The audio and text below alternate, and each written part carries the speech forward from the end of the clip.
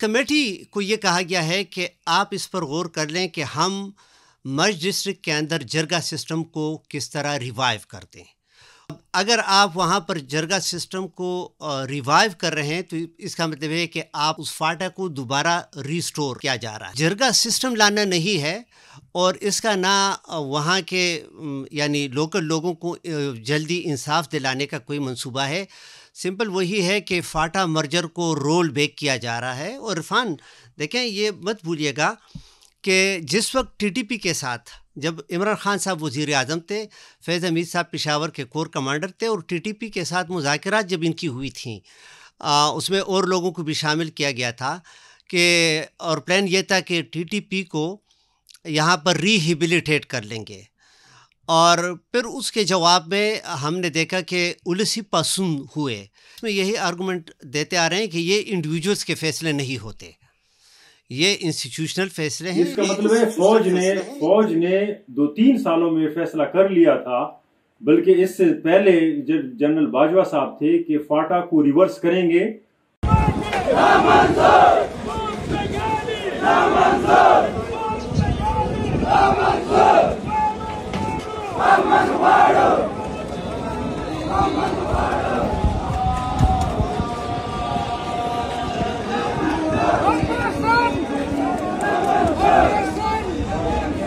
السلام علیکم ناظرین، ایک دفعہ پھر میں ڈاکٹر سید عرفان اشرف اور میرے ساتھ میرے دوست اور ہمکار ڈاکٹر فیض اللہ جان صاحب آپ کی خدمت میں ایک نئے پوڈ کاسٹ کے ساتھ حاضر ہیں. آج کا جو پوڈ کاسٹ ہے وہ موجودہ جو سیکیورٹی کی سچویشن ہے پاکستان کے خیبر پختونخوا اور اس کے بالخصوص قبائلی علاقوں میں، اس پر ہم بات کریں گے کہ وہاں 3-4 دنوں سے میرلی سے لے کر تیرا تک اور تیرا سے لے کر کل سپنوام میں بہت بڑے بڑے لوگوں کے اجتماعات ہو رہے ہیں اور ان کا ایک ہی مطالبہ ہے کہ ہم اپنے علاقوں میں امن چاہتے ہیں. تو اس پہ ہم بات کریں گے کہ کس طرح ریاست وہاں آپریشن شروع کرنے کی سوچ رہی ہے اور وہاں لوگ جو ہیں آپریشنز کے خلاف اٹھ کھڑے ہوئے ہیں اور ان کا کیا مطالبہ ہے. لیکن اس کے ساتھ ساتھ ہم یہ بھی بات کریں گے کہ اکراس دا بارڈر یعنی افغانستان میں کیا صورتحال بن رہی ہے اور اس کا اس پورے وار تھیٹر سے کیا تعلق ہے. یعنی روس نے افغانستان میں طالبان کی حکومت کو نہ صرف ایکسیپٹ کیا ہے بلکہ اس کے ساتھ یہ بھی خدشہ ہے یا کچھ طالبان کی امیدیں ہیں کہ شاید پاکستان بھی ان کو ایکسیپٹ کر لے اور بھی کچھ ملک آ جائیں. لیکن اب تک اس پہ ہم بات کریں گے کہ آیا ایسی کوئی صورتحال بن سکتی ہے یا نہیں. اس کے ساتھ جڑی ہوئی ایک اور بڑی انٹرسٹنگ بات ہے جو اس پورے وار تھیٹر کو ملاتی ہے، وہ ہے آذربائیجان بھی اس وقت ایک نیا افغانستان بننے جا رہا ہے. یعنی وہاں پر ترکی، اسرائیل اور امریکہ اور انگلینڈ کے درمیان جو کچھ کھچڑی پک رہی ہے اس کی بنیاد پر آذربائیجان ایک اور کانفلکٹ زون کی صورت میں سامنے آ رہا ہے. اور اس سے ہمیں لگ رہا ہے کہ انڈیا ہے کہ ایک نیا گلوبل آرڈر شاید ترتیب پا رہا ہے جس کا ہدف ایران اور چین ہوگا. تو ہم ان تینوں فیکٹرز پہ اس سے میں فیض صاحب آپ سے پوچھوں گا کہ ہم نے تو یہ 3 کیے لیکن ایک ہی وار تھیٹر ہے، تو آپ اگر اس کے گراؤنڈ سے شروع کریں جہاں ہم رہتے ہیں، جہاں مارجنلائز قومیں ہیں، ان کا کیا مطالبہ ہے تاکہ پھر ہم کنیکٹ کر سکیں اس یوریشیا وار تھیٹر کے ساتھ اس کو. عرفان، جہاں تک خیبر پختونخوا کی بات ہے اور مرج ڈسٹرکٹ کی بات ہے تو افسوس سے کہنا پڑتا ہے کہ وہ فیض حمید والا اسپیکٹر جو ہے وہ ابھی تک قائم ہے، وہ ہمیں چھوڑ نہیں رہا. اور وہ کس طرح دیکھیں، فیڈرل گورنمنٹ نے ایک کمیٹی بنائی ہے اور اس میں ہمارے صوبے کے جو منسٹر ہیں، سیفران کے جو منسٹر ہیں، ان کو کمیٹی کا کنوینر بنایا ہے امیر مقام صاحب کو. اور اس میں باقی لوگ بھی ہیں ہمارے صوبے سے، اس میں بیرسٹر سیف علی جو کہ ایسی تمام جگہوں پر موجود ہوتے ہیں وہ بھی ہیں. اور اس کمیٹی کو یہ کہا گیا ہے کہ آپ اس پر غور کر لیں کہ ہم مرج ڈسٹرکٹ کے اندر جرگہ سسٹم کو کس طرح ریوائیو کر دیں. اور آرگومنٹ یہ دیا جا رہا ہے کہ وہاں پر جوڈیشل ریفارمز نہیں ہوئے یا جوڈیشل جو ہے وہ کام گویا اگر آپ وہاں پر جرگا سسٹم کو ریوائیو کر رہے ہیں تو اس کا مطلب ہے کہ آپ فاٹا کو، جو کہ 2018 کے مرجر کے بعد وہ خیبر پختونخوا کا حصہ بن چکا ہے، اس فاٹا کو دوبارہ ریسٹور کیا جا رہا ہے. یہ تو طالبان کا مطالبہ تھا، اگر آپ کو یاد ہو، اور جنرل باجوہ بھی ایک وقت میں یہ کہتے تھے بار بار. فیض حمید کی گرفتاری کے بعد تو ہمیں لگ رہا تھا کہ یہ مطالبہ ریورس ہو جائے گا، لیکن یہ وہی چاہتی ہے فوج جو طالبان چاہتے ہیں. بالکل. دیکھیں عرفان، ایک تو اس سے بات واضح ہو جاتی ہے نا کہ عموماً پاکستان میں جو کیا جاتا ہے کہ جس پالیسی پر بلو بیک آ جائے، یعنی لوگ اس پہ ریئیکٹ کر دیں، تو وہ ایک انڈیویجول کے ساتھ وہ ایسوسیٹ کر دیتے ہیں کہ جی یہ اس انڈیویجول نے کیا تھا. یعنی مثال کے طور پر ہم کہتے ہیں کہ جی ضیاء الحق نے اس ملک میں یہ کیا، پھر ہم کہتے ہیں کہ جی پرویز مشرف نے غلط فیصلہ کیا اور امریکہ کے ساتھ سو کارڈ وار آن ٹیرر میں ایلائی بن گیا. اور ہم اپنے پوڈ کاسٹ میں یہی آرگومنٹ دیتے آ رہے ہیں کہ یہ انڈیویجولس کے فیصلے نہیں ہوتے، یہ انسٹیٹیوشنل فیصلے ہیں. اس کا مطلب ہے فوج نے 2-3 سالوں میں فیصلہ کر لیا تھا، بلکہ اس سے پہلے جب جنرل باجوہ صاحب تھے کہ فاٹا کو ریورس کریں گے، اور طالبان کے کندھوں پہ بندوق رکھی گئی کہ اکراس دا بارڈر جرگہ بھیجا گیا افغانستان میں، اور انہوں نے بھی یہی مطالبہ کیا. تو اس کا مطلب کہ فوج کا اور طالبان کا مطالبہ ایک ہی ہے. تو عرفان، میں اسی طرف آ رہا ہوں نا کہ یہ کمیٹی بنائی گئی، اس کی میٹنگ بھی ایک ہو گئی. تو اب کیا میسج آپ مرج ڈسٹرکٹ کو دینا چاہتے ہیں؟ کیا میسج جو ہے وہ آپ خیبر پختونخوا کے لوگوں کو دینا چاہتے ہیں؟ اور صاف سی بات یہ ہے عرفان کہ اگر آپ کہتے ہیں کہ جرگا سسٹم وہاں پر زیادہ ایفیکٹو تھا، تو اس کا مطلب ہے کہ آپ نے جوڈیشل سسٹم کو ریفائن نہیں کیا، جوڈیشل سسٹم کو اسٹرینتھن نہیں کیا. تو پھر تو کل اس طرح بھی ہوگا کہ آپ باقی جو مین اسٹریم پاکستان ہے اس میں بھی آپ کہیں گے کہ جی عدالتیں صحیح کام نہیں کر رہی تو ہم جرگا سسٹم لاتے ہیں. تو یہ جرگا سسٹم لانا نہیں ہے، اور اس کا نہ وہاں کے یعنی لوکل لوگوں کو جلدی انصاف دلانے کا کوئی منصوبہ ہے.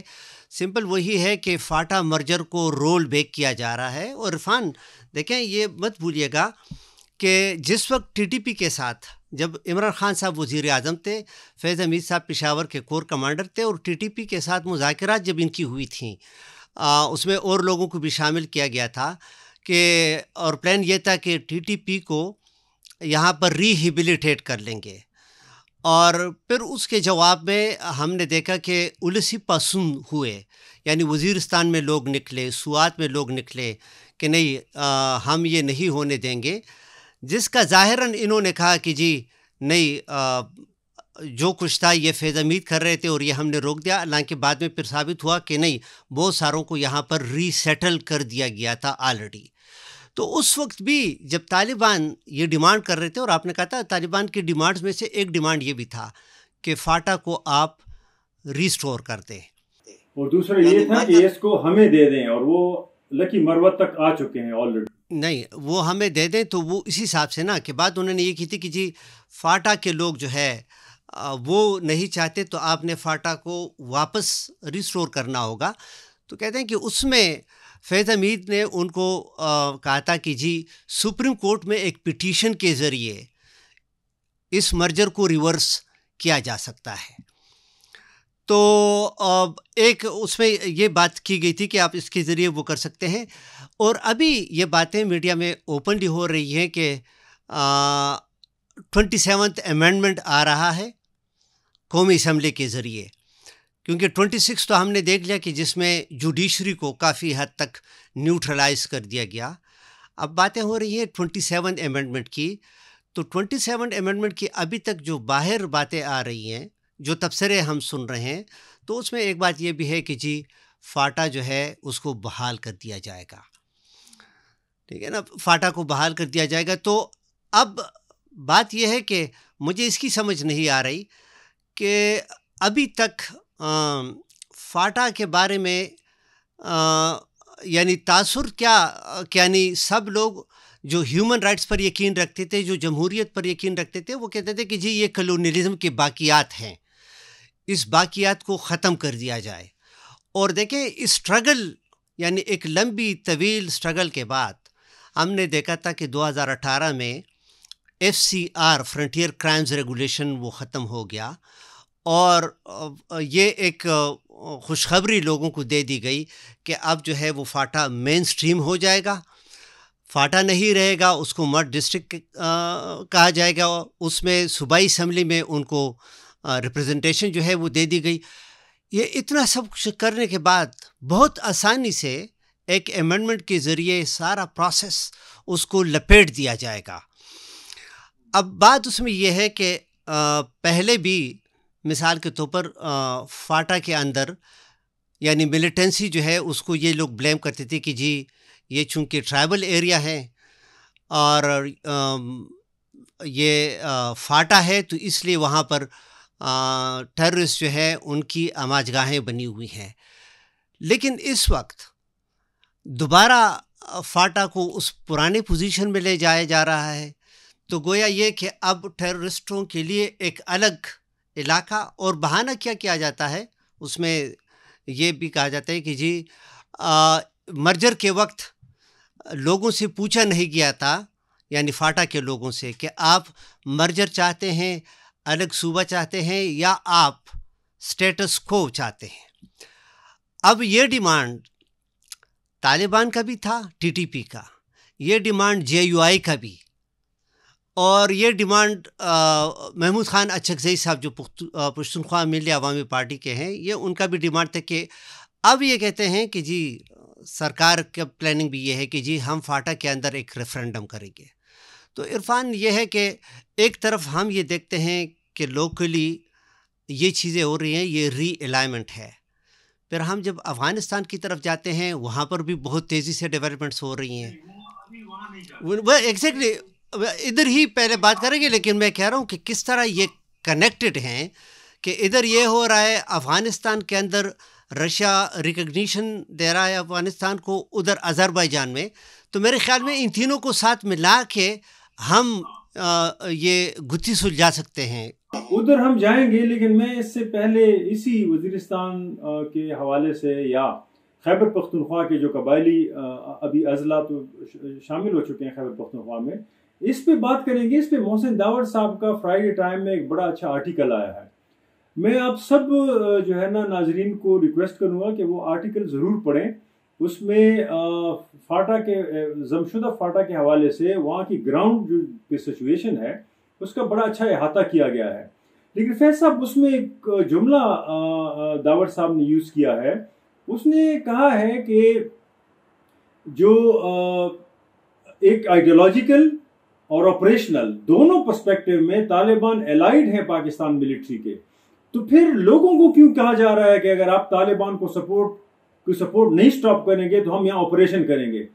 تو جب ریاست ہی ان کو اسٹیبلش کر رہی ہے، ان کو افغانستان سے بلا رہی ہے، ان کے لیے وار تھیٹر سیٹ کر رہی ہے، ان کے لیے وہ کانسٹیٹیوشنل امینڈمنٹ کریں گی جس کی بنیاد پر فاٹا کی کینسلیشن ہو پرانے جو ہے نا اس کی لا کی، اور یہ دوبارہ وہ حیثیت اختیار کرے جو اس سے اس امینڈمنٹ سے پہلے تھی، تو لوگوں کا کیا قصور ہے؟ یہ داور صاحب کا آرگومنٹ تھا کہ لوگوں کو اس میں کیوں گھسیٹ رہے ہیں۔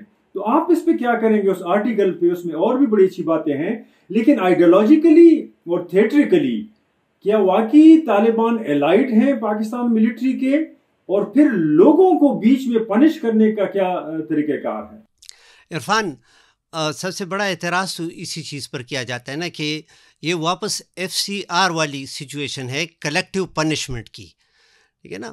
یعنی جب بھی FCR کا ذکر کیا جاتا تھا یا آج بھی کیا جاتا ہے کسی بھی فورم میں، تو سب سے پہلا اعتراض اس قانون پر یہ تھا کہ جی اس میں ایک غیر انسانی ایلیمنٹ ہے یا کلاز ہے، کہ جس میں یہ ہے کہ اگر ایک انڈیویجول کوئی جرم کر دے تو اس انڈیویجول کے جرم کی سزا جو ہے وہ پورے قبیلے کو دی جاتی تھی، کلیکٹیو پنشمنٹ یعنی کانسیپٹ اس کا یہ ہے۔ تو محسن داور صاحب جو ہے ان کا آرگومنٹ بھی اس میں یہ ہے کہ اگر آپ کا انڈیویجولس کے ساتھ کوئی مسئلہ ہے تو اس کے لیے آپ یعنی ایک پورے پاپولیشن کو پنشمنٹ کیوں دے رہے ہیں. اور دوسری بات یہ عرفان, جو ری الائنمنٹ ہو رہی ہے نا, اس ری الائنمنٹ کے لیے بہت ضروری ہے کہ آپ ایک اسموک اسکرین کریٹ کر دیں, یعنی ایک فاگ آپ کریٹ کر دیں کہ جس میں چیزیں لوگوں کو صاف نظر نہ آئے, اور اس فاگ یا اسموک اسکرین کے بیہائنڈ پہ وہ جو تیاری کرنی ہوتی ہے وہ تیاری آپ کی مکمل ہو جائے.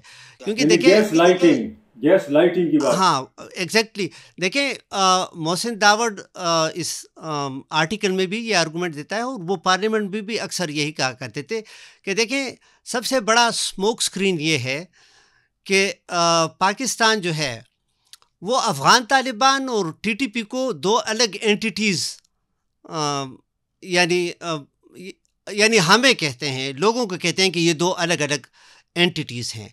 اور اب تو بہت زیادہ فرق انہوں نے کر دیا کہ ٹی ٹی پی کو اب فتنہ الخوارج الہندوستانی کا نام جب دے دیا گیا تو وہ یہی تھا کہ ان کو افغان طالبان سے الگ کر دے.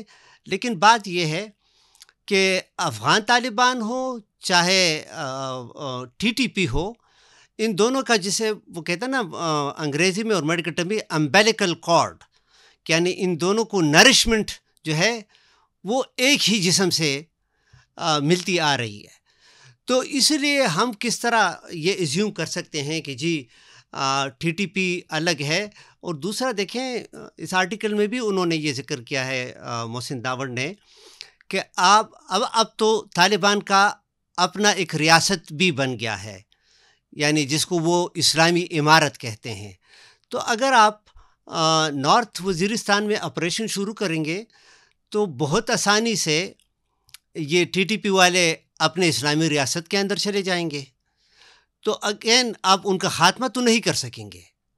تو بات تو ایک تو یہ, دوسری بات یہ ہے عرفان کہ ہمیں نہیں بھولنا چاہیے کہ یہاں پر پشتون تحفظ موومنٹ, جس میں شروع میں محسن داوڑ بھی اس کا حصہ تھے, اور دیکھیں علی وزیر, منظور پشتین, ثنا اعجاز اور بھی بہت سے, ڈاکٹر سید عالم مسعود, دیکھیں ایک کام انہوں نے بہت زبردست کیا ہے, اور یہ کہ لوگوں کو ایک پولیٹیکل کانشسنس اس پراکسی وار کے حوالے سے دیتی ہے. یعنی اس وقت تک جب تک پی ٹی ایم منظر عام پر نہیں آیا تھا تو لوگ اس چیز پر کنفیوز تھے کہ یہ ٹی ٹی پی کیا چیز ہے, یہ وار آن ٹیرر کیا چیز ہے, افغان طالبان یہ کیا چیز ہے. لیکن اس موومنٹ نے ایٹ لیسٹ لوگوں کو یہ کلیئرٹی دے دی, یہ شعور ان کو دے دیا کہ یہ ایک لوکل تھیٹر ہے ایک بہت بڑے جنگ کی, اور جس میں جن گروہوں کے نام لیے جاتے ہیں یہ چھوٹے چھوٹے مہرے ہیں. ٹھیک ہے نا. آپ سے میں تھوڑا سا جلدی میں پوچھوں گا کیونکہ پھر ہم نے اگلے افغانستان کی طرف بھی جانا ہے, کنیکٹ کرنا ہے اس کو. دیکھیں ایک طرف تو محسن داوڑ کا جو حالیہ بیانیہ ہے, جو ایک قوم پرستی پر مبنی بیانیہ ہے لیکن بڑا ویلڈ اور گراؤنڈڈ بیانیہ ہے. لیکن دوسری طرف آپ دیکھیں فاٹا کا تو مرجر ہو چکا خیبر پختونخوا میں, لیکن ابھی تک عوامی نیشنل پارٹی جو ایک قوم پرست پارٹی ہے اس نے اس طرح کے نوانس بیانیے کو ابھی تک نہیں اپنایا جو محسن داوڑ یا اس طرح کے یا سپینوام میں لوگ کھڑے ہوئے ہیں یا میرلی میں لوگ کھڑے ہوئے ہیں یا تیرا میں لوگ کھڑے ہوئے ہیں. ابھی تک ہماری جو موروثی سیاست ہے اس سیاست نے اون نہیں کیا ان لوگوں کو. دوسری طرف آپ دیکھیں محمود خان اچکزئی صاحب جس کی بہت بڑی پارٹی ہے, اس کا بیانیہ اور جی یو آئی ایف کا بیانیہ ایک ہی ہے جو ریاست کا بیانیہ ہے, اور جو ملٹری کا بیانیہ ہے کہ فاٹا کا انضمام ہی ختم ہو یا انضمام ہی نہیں ہونا چاہیے. تو یہ جو پچھلی موروثی سیاست ہے جس میں قوم پرست بھی آ جاتے ہیں, وہ اس نئے بیانیے یا نئے جو نوانسڈ گراؤنڈڈ اوپینین ہے جو محسن داوڑ صاحب یا پی ٹی ایم یا اور جو عام لوگ ہیں ان کا بھی بیانیہ ہے, ان کے ساتھ الائنمنٹ میں کیوں نہیں جا رہے؟ ریاست تو جو کر رہی ہے وہ تو کر رہی ہے, لیکن یہ جو سیاسی لوگ ہیں جن کے پورے سٹیکس انوالو ہیں اور جن کی اپنی ریپوٹیشن ایٹ سٹیک ہے, وہ ریاست کے ساتھ کمپرومائز کرنے پہ تلی ہے, اس لیے نیا بیانیہ نہیں اپنا رہی یا کوئی اور وجہ ہے؟ نہیں, آپ کی بات بالکل صحیح ہے. دیکھیں عرفان, آپ پارلیمانی سیاست کریں گے دو کہ محسن داوڑ بھی پارلیمانی سیاست میں ہے، لیکن سٹانس اس کا بہت کلیئر ہے.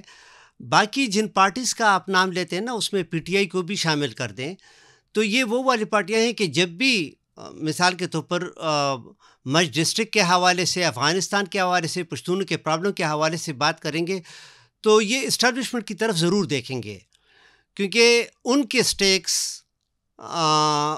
ادھر بھی ہیں پولیٹیکل. تو اس لیے کیا اس کا سیاست پہ کیا اثر پڑے گا؟ کیونکہ لوگ وہ نہیں سوچ رہے جو ریاست سوچ رہی ہے، یا ریاست وہ نہیں کرنا چاہتی جو لوگوں کے فیور میں ہے. ریاست امریکہ کے لیے کام کرے گی، طالبان کے لیے کام کرے گی، ریاست اور ایسے گلوبل جیو پولیٹیکل فیکٹرز کے لیے کام کریں گی جو ترکی ہو گیا، سعودی عرب ہو گیا، دوحہ ہو گیا. تو پھر لوگ کن کی طرف دیکھیں؟ اگر سیاسی لوگ بھی لوگوں کے ایشوز نہیں اٹھاتے تو کیا کمپرس سیاست کا پھر کیا فیوچر ہے؟ عرفان دیکھیں، سب سے بڑا مسئلہ اس وقت ویسے پاکستان میں یہی ہے کہ سوشل موومنٹس بہت آگے نکل گئی ہیں اور پولیٹیکل فورسز جو ہیں وہ ان کے پیچھے رہ گئی ہیں. اور مسئلہ وہ صرف اسی لیے ہے کہ پولیٹیکل جو سوشل موومنٹس ہیں وہ ایک قسم سے آئسولیٹڈ پاکٹس میں ہیں. یعنی مثال کے طور پر سوشل موومنٹ جو ہے گلگت بلتستان میں، تو سوشل موومنٹ سوات میں، وزیرستان میں، ترا میں، اور پھر اس طرح بلوچستان کے اندر. یہاں پر جو ہے پولیٹیکل فورسز کی ضرورت تھی. اور دیکھیں وہ بہت بڑی غلطی کر رہی ہیں سیاسی پارٹیاں، کہ سیاسی پارٹیاں ان سب کو ایک ساتھ کر سکتی ہیں تو پھر جا کے اس کا ایک بہت بڑا ایفیکٹ ہوگا نیشنل لیول پر، انٹرنیشنل لیول پر.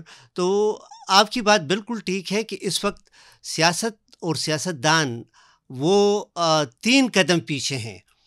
اور سوشل جو میں غلط تشبیہ دے رہا ہوں، تشبیہ غلط ہے لیکن بڑی انٹرسٹنگ ہے. یعنی ایک آپ کا مطلب یہ ہے کہ ایک القاعدہ گروپ ہے اور ایک القاعدہ گروپ ہے. القاعدہ گروپ جو ہے وہ جان لیوا اسٹرگل پہ بلیو کرتی ہے، اور اس بریکٹ میں آج لوگ آئے ہوئے ہیں جو استعمار کے سامنے کھڑے ہیں، ریاست کے سامنے کھڑے ہیں، اور روزانہ ان کا قتل عام ہو رہا ہے اور آپریشن کی دھمکی بھی مل رہی ہے. تو وہ القاعدہ گروپ کے ضمن، القاعدہ گروپ یہ سارے پارلیمانی سیاست کرنے والے لوگ ہیں جو موروثی سیاست بھی بلیو کرتے ہیں اور ادھر ادھر بات ریاست کے خلاف کر دیتے ہیں، لیکن وہ صرف بات ہوتی ہے. جب عمل کی بات آتی ہے، ووٹ کی بات آتی ہے تو یہ ریاست ہی کو ووٹ دیتے ہیں. تو اس کا مطلب یہ ہے کہ جو الفائدہ گروپ ہے پارلیمانی، یہ لوگ ان سے پھر امیدیں وابستہ نہ کریں. ان دونوں میں ایک اور فرق بھی ہے. یعنی عام لوگ جو ہیں، مثال کے طور پر عام لوگ وہ زندگی کا مقدمہ لڑ رہے ہیں، ٹھیک ہے نا، ایگزسٹنس کا. یعنی کیونکہ ایگزسٹینشل تھریٹ ہے ان کے لیے، تو وہ کہتے ہیں کہ ان کی زندگی بچ جائے. جبکہ پولیٹیکل پارٹیز ان کی کوشش ہے کہ ان کے پارلیمنٹ میں سیٹس بڑھ جائیں، اور جو طاقت کا جو وہ ہے کیک ہے اس میں ان کا شیئر زیادہ سے زیادہ ہو. تو دیکھیں یہ بہت ٹوٹلی ڈسکنیکٹ ہے ان دو چیزوں کے درمیان، جو کہ بہت خطرناک بات ہے. اور پولیٹیکل پارٹیز نے اس کے بارے میں سوچنا ہوگا، کیونکہ دیکھیں جس طرح ہم شروع سے اس پوڈ کاسٹ میں کہہ رہے ہیں کہ میر علی میں کہتے ہیں وزیرستان کی تاریخ میں اتنے لوگ امن کے لیے نہیں نکلے کہ جتنے میڈیا نے نہیں اٹھایا. اس خبر کو 2 دن پہلے یہ ہوا ہے، سوائے سوشل میڈیا کے کوئی سارے اخبار چھپ ہیں. کسی میڈیا نے، مین اسٹریم میڈیا نے اس پر بات نہیں کی. اور جرنلسٹ بھی اس کو اپنے ولاگز میں اور ان میں اس طرح نہیں اٹھاتے جس طرح حق ہے ان کا. بالکل ہاں. پھر دوسرے دن آپ نے کہا نا، شروع میں ہم نے کہا کہ دوسرے دن ہم نے دیکھا کہ ترا میں لوگ نکلے امن کے لیے. امن کے لیے کیا؟ وہ اپنے جینے کا حق مانگ رہے ہیں. اور آج اسپینواب میں لوگ نکلے. یہاں پر لوگ وہ کہتے ہیں کہ ہمیں جینے کا حق مل جائے، جبکہ پولیٹیکل پارٹیز وہ اس کوشش میں ہے کہ جی ہمیں پارلیمنٹ کے اندر شیئر مل جائے، ریزرو سیٹس میں ہمیں زیادہ شیئر مل جائے، اور الیکشنز کے اندر آئندہ جب کبھی الیکشن ہو تو اس میں ہمیں زیادہ سیٹیں جو ہے وہ دلوائی جائیں وغیرہ وغیرہ. تو میرے خیال میں دیکھیں دونوں جو ہے پولز اپارٹ ہیں، یعنی عوام اور پولیٹیکل لیڈرشپ. اور میرے خیال میں اس پر اس لیے بھی غور کرنا ہوگا کہ دیکھیں ان چیزوں کو اسٹیبلشمنٹ پھر ایکسپلائٹ کرتا ہے کہ جب پولیٹیکل فورسز عوام کے لیے نہیں بولتی، پولیٹیکل فورسز اپنے مراد کے لیے بولتی ہیں، تو پھر ظاہر ہے کہ لوگوں کے اندر ایک فرسٹریشن ڈیولپ ہو جاتی ہے۔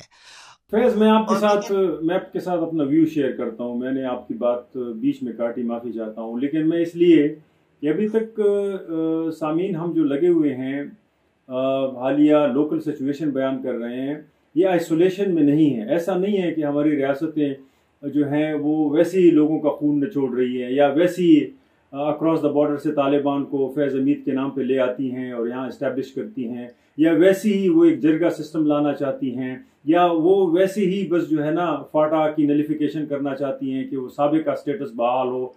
موجودہ جو ریجنل جیو پالیٹکس ہے اس میں یہ کرنا پڑ رہا ہے ریاست کو، اس کو سمجھنے کی ضرورت ہے۔ اگر آپ اس کو نہیں سمجھیں گے تو پھر آپ اس ادھوری گتھی کو سلجھا نہیں پائیں گے، اور آپ سمجھیں گے کہ ANP آپ کے خلاف ہے، محمود خان اچکزئی صاحب آپ کے خلاف ہیں، یا وغیرہ وغیرہ۔ اس کو سمجھنا ہے افغانستان کے کانٹیکسٹ میں۔ اور فیض صاحب، میں تھوڑا سا اپنی رائے شیئر کرتا ہوں، پھر آپ سے رائے لیتا ہوں، اگر آپ اس سے اختلاف رکھتے ہیں تو آپ اس پہ پھر بات کریں۔ میرا اپنا جو خیال ہے، یہ ساری چینجز افغانستان کے تناظر میں ہو رہی ہیں، اور پھر ہم اس کو کنیکٹ کریں گے گلوبل پالیٹکس کے ساتھ۔ دیکھیں، افغانستان میں جو صورتحال بنی وہ امریکہ اور پاکستان کی مرضی سے وہاں پر افغان طالبان آئے، یہ ہم سب کو ماننا پڑے گا۔ مسئلہ یہ ہے کہ یہ 3 سالوں کا پروجیکٹ نہیں ہے، یہ اس سے آگے کئی ڈیکیڈز کا پروجیکٹ ہے۔ گلوبل آرڈر میں جو چینج آ رہا ہے اس میں چائنا کے لیے اس ریجن میں ایک ڈی سٹیبلائزنگ فیکٹر کا ہونا بہت بڑا معنی رکھتا ہے، اور پاکستان کی وار اکانومی کی مشین یہی ہے، یعنی پاکستان چل ہی نہیں سکتا اس وار اکانومی کے بغیر۔ اس لیے پاکستان کو وہاں نہ صرف طالبان ایکسیپٹ کرنے ہوں گے، بلکہ ان طالبان کے ساتھ جو پاکستان کا ایڈیولوجیکل لنک ہے، تو وہ نہ across the border Taliban different ہے، نہ ہماری ریاست کے ادارے کوئی ڈیفرنٹ ہے، یہ ایک ہی سوچ رکھتے ہیں، اور ایک ہی جیو پولیٹیکل سوچ کے ایکسٹینشنز ہیں، جو امریکہ سے شروع ہو کر جو اسلام آباد، اور اسلام آباد سے شروع ہو کر کابل، یہ ایک ہی لوگ ہیں جو ایک ہی طرح کی سوچ رکھتے ہیں۔ اور جو میرلی یا پورے فاٹا میں اگر طالبان کی ایمرجنس ہو رہا ہے، وہ بھی اسی ایک سوچ کا جو ہے نا آئینہ دار ہے۔ ہماری ملٹری نے ایک کوشش کی کہ تھوڑا سا سیپریٹ ہوں، وہ لوگوں کو ایک دھوکہ دینے کے لیے، اور ایک انٹرم پیریڈ تھا، وہ باجوہ صاحب کے وقت میں تھا کہ جب یہ اسمبلی کو باور کرانے کی کوشش کر رہے تھے کہ افغان طالبان اور TTP 2 ڈیفرنٹ گروپس ہیں۔ ہم نے وہ دور بھی دیکھا، اور ہم یہ دور بھی دیکھ رہے ہیں کہ ایک دفعہ پھر TTP اور افغان طالبان کے لیے ایک ہی وار تھیٹر کریٹ کیا جا رہا ہے، اور وہ ہے فاٹا کا نلیفیکیشن، یعنی فاٹا کو اس حال پہ لے کے جانا کہ اس میں طالبان کی عملداری ہو، اور اس کے ذریعے پھر یہ کنیکٹ کیا جا سکے FPAC جو امریکہ کا پروجیکٹ تھا افغانستان کے طالبان کے ساتھ۔ اس میں ایک جو بڑا سٹیپ اٹھا ہے وہ کس نے لیے؟ روس نے اور چائنا نے۔ کیا سٹیپ؟ یعنی چائنا نے سفارتی طور پہ طالبان کو آلریڈی ایکسیپٹ کر لیا ہے، لیکن وہ انفارملی کیا ہے، اس کا پورا سفارتی جو عملہ ہے وہ طالبان کے ساتھ ہے، لیکن فارملی ایکسیپٹ نہیں کیا۔ روس نے ابھی طالبان کو ایکسیپٹ کر لیا ہے فارملی۔ میں یہ کہنے کی کوشش کر رہا ہوں فیض صاحب کہ روس اور چین پہل کیوں کر رہے ہیں افغانستان میں، تاکہ طالبان کے ساتھ اپنا اثر رسوخ بڑھا سکیں اور اپنے لوگوں کو اس جو پروکسی گروپس ہیں جو افغانستان میں ہیں ان سے بچا سکیں۔ لیکن دوسری طرف جو آذربائیجان کی طرف ہم آئیں گے، لیکن اسرائیل اور امریکہ جس طرح اس نے ایران کے پروکسیز ختم کی، اب ان کو القاعدہ کی اس طرح ضرورت نہیں ہے، اور نہ ہی داعش کی اس طرح ضرورت ہے جس کے لیے وہ کوشش کر رہے تھے۔ اب وہ اس وار تھیٹر کو ایک اور طرح سے ایوالو کر رہے ہیں، اور ان کا مین ہدف ہے روس اور چائنا کے درمیان تعلق نہ بنے، اور ایران کو کم سے کم، یعنی ایران کو اتنا محدود کیا جائے کہ وہ کوئی اور پروکسی نہ بنا سکے۔ تو اس تناظر میں یہ میرے اوپینین ہے، آپ افغانستان کی سیاست کو کیسے ابھرتا ہوا دیکھ پا رہے ہیں؟ یہ ضرور یاد رکھیں کہ شاید کچھ دنوں میں پاکستان بھی طالبان کی حکومت کو ایکسیپٹ کر لے، یہ میرا خدشہ ہے، شاید اس میں کچھ وقت لگ جائے، لیکن آپ کیا کہتے ہیں؟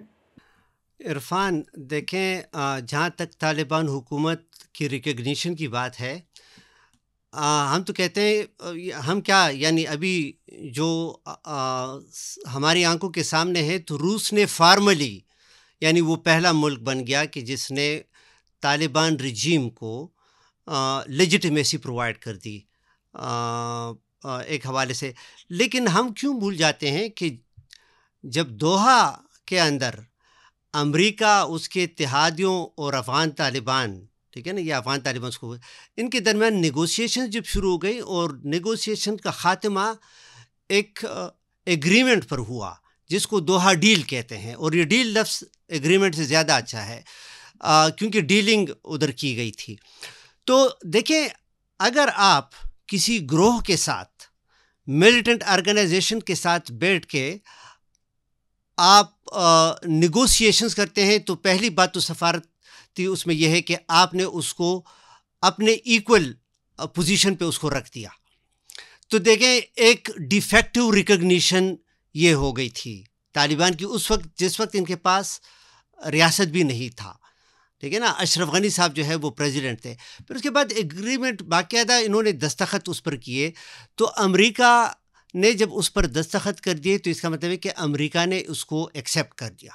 لیکن یہ وہی کہ جی پولیٹیکل مینورنگ کے حوالے سے کہ جی دنیا کو یہ بتاتے ہیں کہ جی طالبان جو ہے یہ تو خواتین کے حقوق نہیں مانتے اور خواتین کی ایجوکیشن کے خلاف ہے، ہیومن رائٹس کی وائلیشن کرتے ہیں، اس لیے ہم تعلق نہیں رکھتے.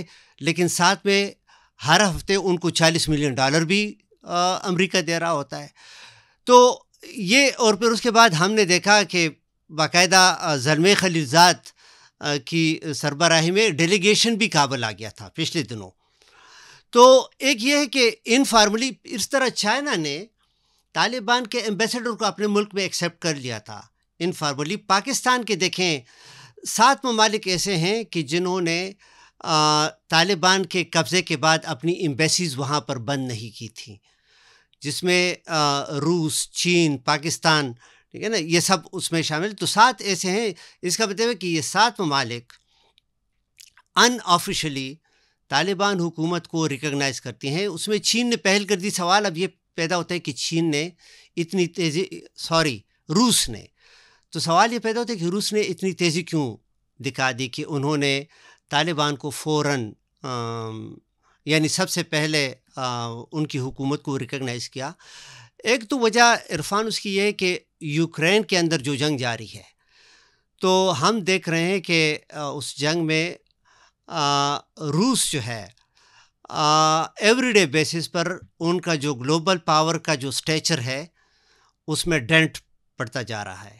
کیونکہ ٹھیک ہے یوکرین کے پیچھے اتنے سارے ممالک جو ہیں وہ کڑے ہیں، لیکن روس کو ٹف ٹائم یوکرین دے رہا ہے، اور یہ جنگ ان کے لیے، روس کے لیے کئی حوالوں سے خطرناک یا نقصان دہ وہ ثابت ہوتا جا رہا ہے. تو ایک تو یہ ہے کہ اس وقت روس چاہتا ہے کہ ویسٹ کا اٹینشن جو ہے وہ ڈائیورٹ کر دے یوکرین سے واپس اگین افغانستان کی طرف. تو ایک اس میں یہ ہے. دوسرا یہ کہ دیکھیں روس اور چین اس وقت ایک دوسرے کے کافی نزدیک آ چکے ہیں، اکنامکلی بھی اور ادروائز بھی ان کے ڈپلومیٹک ریلیشن. تو روس ایک طریقے سے یہ میسیج بھی امریکہ کو دینا چاہتا ہے کہ آپ افغانستان کو فیوچر میں چین کے خلاف استعمال نہیں کریں گے یا ہم اس کو استعمال کرنے نہیں دیں گے. تو ایک وجہ اس کی یہ ہو سکتی ہے. دوسری یہ کہ پروگرام کے شروع میں جو آپ نے کہا یہ انٹرسٹنگ ہے، اور دیکھیں یہ کسی اور میڈیا میں یہ خبریں ہم نہیں دیکھ رہے. ترکی کے اخبارات میں یہ خبریں موجود ہیں کہ کس طرح آذربائیجان کے اندر وہاں پر ایک ملٹری بیس قائم کیا جا رہا ہے روس کے بالکل نزدیک، اور اس ملٹری بیس کو ٹرکی کے حوالے کیا جائے گا. اب اس کی اہمیت کیا ہے عرفان؟ ایک تو یہ ہے کہ نقشے میں ہم جب آذربائیجان کو دیکھتے ہیں تو دیکھیں ایک طرف کیسپین سی ہے تو دوسری طرف جو ہے روس ہے، اور کہتے ہیں یہ روس کے بارڈر کے نزدیک یہ ملٹری بیس ہوگا. پھر جیارجیا ہے، پھر ارمینیا ہے، پھر ترکی ہے، اور پھر ایران. یہ سارے جو ہے آذربائیجان، اور آذربائیجان جو ہے کوکیشیا کا وہ علاقہ ہے جس کو یوریشیا کہا جاتا ہے، یعنی یورپ اور ایشیا کو ملانے والے علاقہ. تو تاریخی لحاظ سے بھی یہ علاقہ بہت سگنیفیکنٹ ہے اس حساب سے. لیکن آپ نے شروع میں ایک بات کہہ دی نا کہ ایران کے پراکسیز انہوں نے ختم کر دیے امریکہ اور اسرائیل نے مل کے مڈل ایسٹ کے اندر. لیکن ایک بات وہ تو آپ نے ٹھیک کہا اس میں، لیکن یہ بات ذہن میں رکھیں کہ ایک اور پاور جو اپنے آپ کو پولیس مین کا رول دینا چاہتی ہے، اور وہ ہے ترکی. کیونکہ اس وقت ترکی کے فٹ پرنٹس لیبیا، عراق، شام اور آذربائیجان تک ہم دیکھتے ہیں. اور یہ آذربائیجان ان کا یہ وہ والا علاقہ ہے کہ جس میں ترک نسل کے لوگ، یعنی تاریخی لحاظ پر یہ ترکی یعنی ٹرکستان کا حصہ تھے. تو یہ اپنے آپ کو ایک وہ بھی سمجھتے ہیں کہ یہ ان کا ویسے تاریخی حق ہے کہ یہ لیڈرشپ جو ہے وہ ترکی کے ساتھ ہو. تو اس لیے دیکھیں آذربائیجان جو ہے اس کے اندر یہ بیس، اور ایک اخبار میں تو یہ بھی ہے کہ پاکستان اور ترکی اس بیس کو جوائنٹلی اون کریں گے. اور یہی وجہ ہے شاید کہ ہم دیکھ رہے ہیں کہ پچھلے دنوں ہمارے ڈپٹی پرائم منسٹر صاحب باکو گئے تھے آذربائیجان، پھر اس کے بعد ہمارے پرائم منسٹر صاحب گئے آذربائیجان. تو آذربائیجان ادروائز اتنا امپارٹنٹ کیوں بنتے جا رہا ہے؟ اور آخری دو باتیں جو میں کرنا چاہتا ہوں، پھر آپ اس کو وہ کنیکٹ کر دیں. ایک تو یہ کہ دیکھیں اگر یہ ملٹری بیس وہاں پر قائم ہو جائے اور یہ خبر اگر درست ہو، تو دیکھیں ترکی جو ہے وہ نیٹو ممبر کنٹری ہے. تو اور ترکی کے کنٹرول میں یہ ایئر بیس ہو، تو اس کا مطلب ہے کہ یوکرین کے اندر تو نہیں ہو سکا، لیکن آذربائیجان کے راستے نیٹو روس کے دروازے پہ تک پہنچ جائے گا نیٹو. ایک یہ بات. دوسری بات یہ ہے کہ روس اور ایران کے اس موجودہ کرائسس میں بھی ہم نے دیکھا، اور اس سے پہلے بھی ہم نے دیکھا کہ روس ایران کے بہت کم الائز میں ایک اسٹرانگ الائے جو ہے وہ روس تھا. اور روس کا کنیکشن ایران کے ساتھ لینڈ کا جو بنتا ہے وہ وایا آذربائیجان ہی بنتا ہے. تو اگر آذربائیجان کو اس طرح یعنی کنٹرول کر دے پرو امریکن کیمپ، تو ایران پر بھی ایک پریشر آ جائے گا کہ ایران اور روس کے درمیان فزیکل ڈسٹینس بھی وہ بڑھ جائے گا. تو اس لیے دیکھیں ہم جب یہاں پر وزیرستان کی بات کرتے ہیں، ہم افغانستان کی بات کرتے ہیں، تو ہمیں ان سب کو ایک دوسرے کے ساتھ کنیکٹ کر کے اس کو دیکھنا ہوگا. تو تب جا کے ہمیں پتہ چلے گا کہ کون لوگ اس میں انوالوڈ ہیں اور کون سے آبجیکٹیوز ہیں ان کے. اچھا فیض صاحب، آپ نے ایک لفظ سنا ہوگا ایلیٹ کیپچر.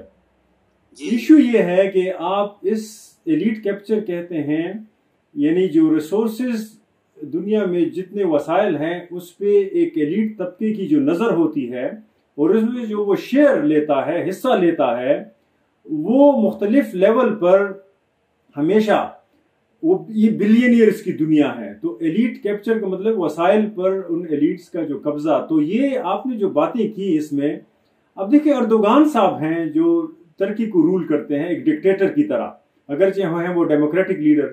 ان کے اپنے فیملی کے بزنس اور ان کے اپنے بچوں کے بزنس، ڈرون سے لے کر جو کیسپین سے تیل نکلتا ہے اس میں اسرائیل تک وہ جو گیس جاتی ہے پائپ لائن سیریا کے تھرو، اس میں کہتے ہیں کہ اردوغان اور اس کے بچوں کے شیئرز ہیں.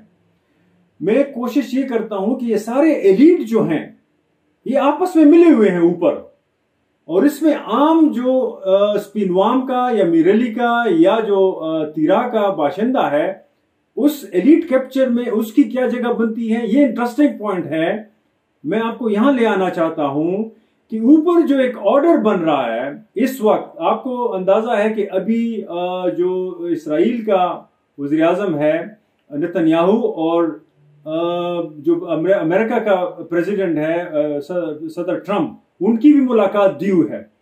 اوپر جو ایک آرڈر بن رہا ہے ایران اور رشیا اور خاص کر چائنا کے خلاف، اس میں آپ نے ڈیلرشپس کی بات کی. نئے پالیٹکس جنم لے رہے ہیں، نئے الائنسز جنم لے رہے ہیں، اور اس میں ایک اور بڑا الائنس امپورٹنٹ ہے برکس میں. ہم اس پہ کئی بعد میں بات کریں گے، لیکن اس میں برازیل ہے، انڈونیشیا ہے، چائنا ہے، انڈیا ہے، یعنی بہت بڑا الائنس ہے.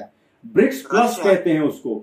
اس کے خلاف اسرائیل اور امریکہ کی جو گٹھ جوڑ ہے چائنا کو کارنر کرنے کے لیے اور برکس کو کارنر کرنے کے لیے، اس میں جو نئے الائنسز بنتے جا رہے ہیں، اس میں ڈیلرشپس اور فرینچائزز تقسیم ہوں گی. ابھی ان ڈیلرشپس اور فرینچائزز کے لیے 4-5 ملکوں کے درمیان دوڑ ہے: Qatar, U A E, Saudi Arabia, Turkey, Pakistan. اب یہ سارے ممالک جیو اسٹریٹجک یا جیو پولیٹیکل اس دوڑ میں لگے ہوئے ہیں کہ کس طرح نئے ڈیلرشپ میں اپنے لیے حصہ بٹوریں.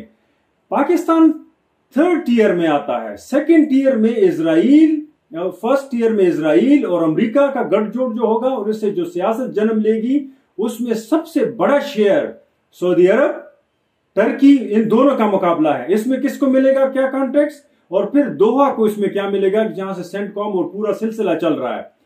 پاکستان کو پھر ان ممالک میں سے کچھ ملے گا. میں یہ کہنے کی کوشش کر رہا ہوں کہ جو اوپر کھچڑی پک رہی ہے اس گلوبل پالیٹکس میں جو حصہ پاکستان کے حصے میں آ رہا ہے، تو اس پہ آپ کیا کہیں گے؟ لیکن آپ کچھ کہنا چاہتے ہیں. عرفان دیکھیں، ایک مثال دی جاتی ہے کہ ایک دفعہ بادشاہ جو ہے وہ بڑے خوش تھے، تو بادشاہ نے کہا سب لوگوں کو دربار میں جو موجود تھے کہ جو لوگ جس چیز پر ہاتھ رکھ دیں وہ اس کی ملکیت ہو جائے گی. تو ظاہر ہے ہیرے جواہرات محل کے اندر ہوتے تھے بادشاہوں کے، تو کسی نے جا کے ایک چیز پر ہاتھ رکھ دی، کسی نے اور پر. ایک بوڑھی عورت تھی، اس نے جا کے بادشاہ کے سر پہ ہاتھ رکھ دی. تو بادشاہ نے اس سے پوچھا کہ آپ نے میرے سر پہ ہاتھ کیوں رکھا؟ تو بوڑھی عورت نے کہا کہ بادشاہ سلامت، یہ سارے بیوقوف ہیں، آپ میرے ہو جائیں تو یہ سب چیزیں آپ کی ہیں، تو یہ سب چیزوں کی میں ہی مالکن بن جاؤں گی. بات یہ ہے کہ ذرا لوکل پہ آ جاتے ہیں کہ میں نے یہ قصہ کیوں سنایا، کہ اگر واقعی 27th امینڈمنٹ آ جائے اور اگر واقعی فاٹا جو ہے اس کو ری انسٹیٹ یا ریوائیو کر دیں، تو پتہ ہے اس کا نتیجہ کیا ہوگا؟ مائنز اینڈ منرلز ایکٹ کی کوئی ضرورت نہیں ہوگی، کیونکہ جہاں پر یہ مائنز ہیں اور جہاں پر منرلز ہیں وہ وہ علاقہ مرکز کا ہو جائے گا. نہیں، سر ہے.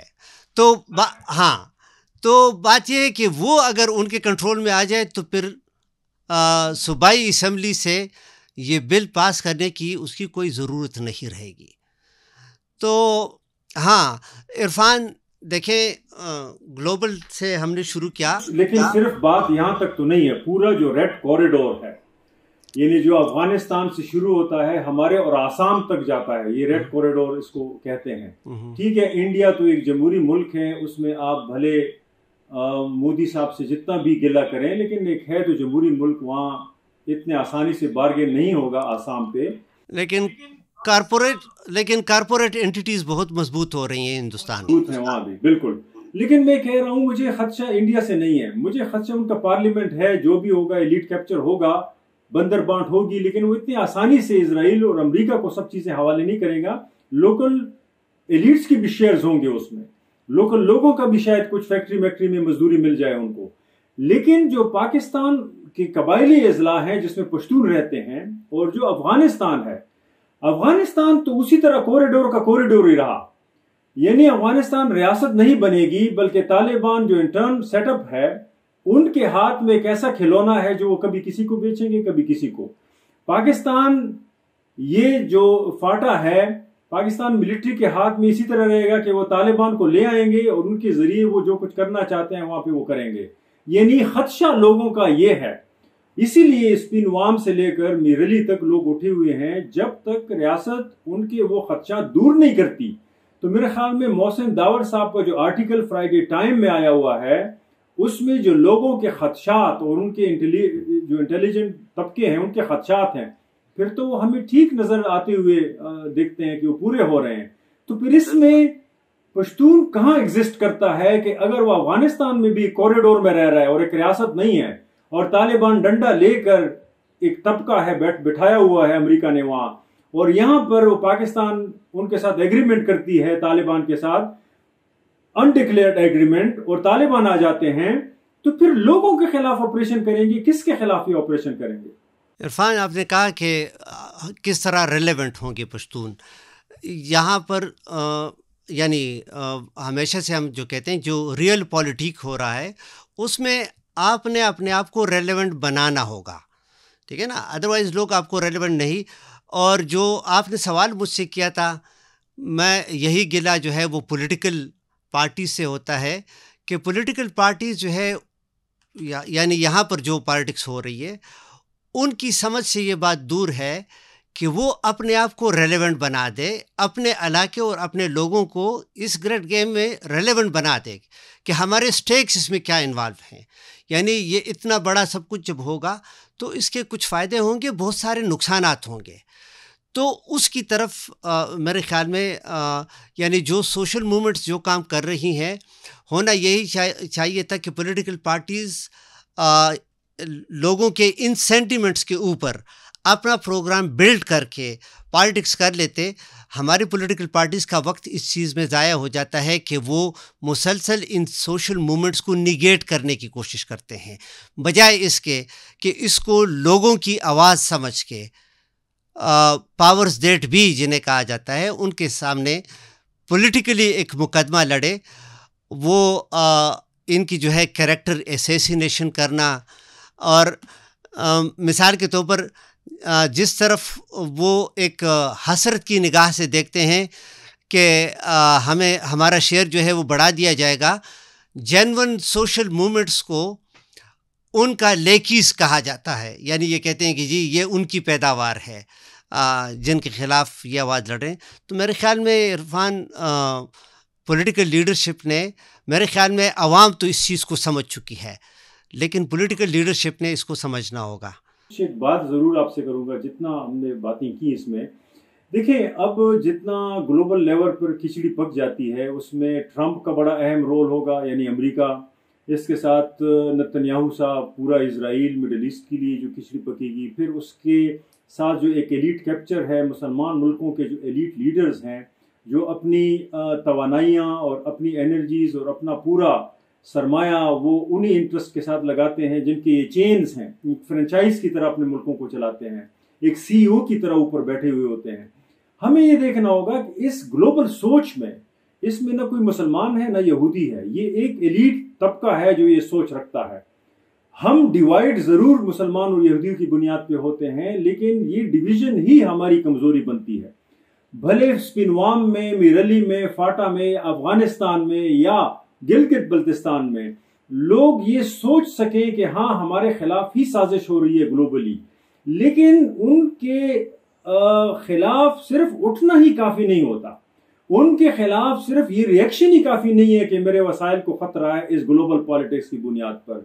سوال سب سے بڑا جو ہم نے اٹھایا کہ وہ کون سی سوشل موومنٹ ہے، وہ کون سا نیٹ ورک ہے، وہ کون سا ایک دوسرے کے ساتھ کنیکشن ہے، کوآرڈینیشن ہے، کہ جس کی بنیاد پر ہم اپنی اس علاقائی اور اس قبائلی سوچ، اگر ہمارا طرز فکر اور طرز زندگی قبائلی ہے، علاقائی ہے، دیٹس اوکے، سوچ کیسے اپنائیں کہ اس گلوبل پالیٹکس کو سمجھ سکیں اور اس سے نکلنے کا کوئی طریقہ سوچیں، نہ کہ ریئیکشنری سوچ کے ساتھ.